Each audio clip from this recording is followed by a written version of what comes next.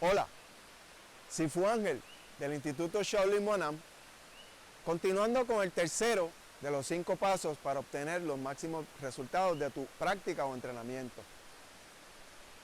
Hablaremos de la importancia de buscar, encontrar y aprender de un maestro genuino. También hablaremos de cómo saber si el maestro es auténtico y cómo proceder al encontrar uno si tenemos la suerte de que esté dispuesto a enseñarnos.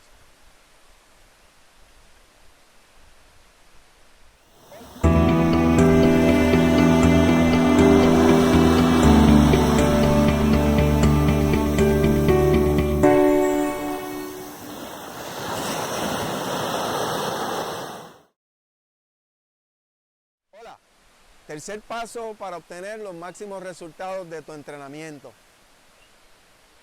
Buscando un maestro para los mejores métodos disponibles.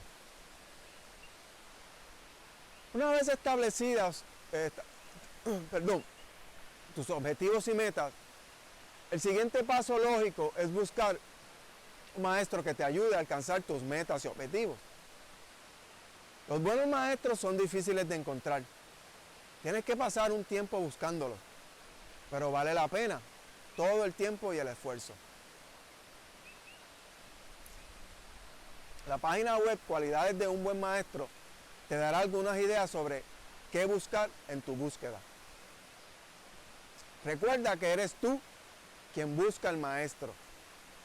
Él puede no tener ni la necesidad ni la obligación de enseñarte. Es simplemente sorprendente porque algunas personas suponen que solo porque quieren aprender, un maestro tiene el deber de enseñarles. También es ilógico suponer que un maestro no cobrará ninguna tarifa por sus enseñanzas. ¿Qué podría vivir de la luz del sol o del agua? La actitud correcta, que a menudo resulta ser el mejor enfoque para un maestro, es demostrar que eres un estudiante meritorio. Si no puedes encontrar un maestro, al menos busca un instructor competente, que debe calificar en las siguientes 2 condiciones. Primero, debe ser profesional, es decir, sabe lo que está enseñando.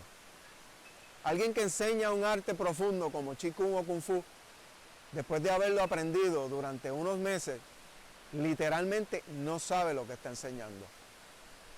No sabe, por ejemplo, que está enseñando danza o gimnasia tipo Qigong o Kung Fu y no Qigong o Kung Fu real.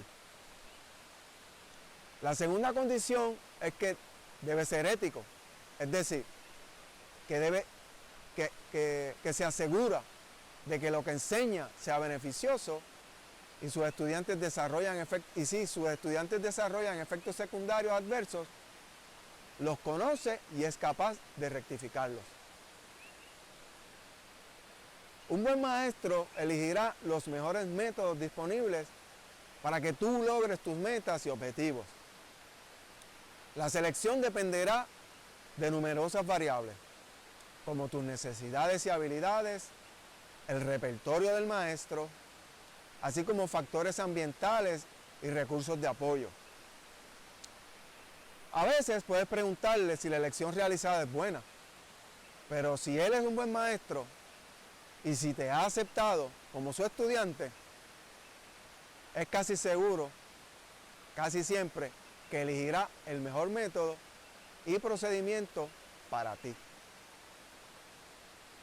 Alternativamente, puedes haber conocido de su lectura o de otros lugares algunos métodos útiles para lograr tus fines y objetivos. Tu tarea, por lo tanto, es buscar un maestro que pueda enseñarte los métodos seleccionados. Sin embargo, si él te aconseja que realices algún cambio, como en tus fines y objetivos, sus métodos previamente seleccionados o el procedimiento de capacitación, nuevamente es casi seguro que su perspectiva y experiencia más amplia, él conoce tus necesidades y cómo cumplirlas mejor que tú. No es sin justificación el dicho que los verdaderos maestros valen más que su peso en oro. En el próximo video continuaremos la discusión con el cuarto paso para obtener los máximos resultados de tu entrenamiento. Hasta pronto.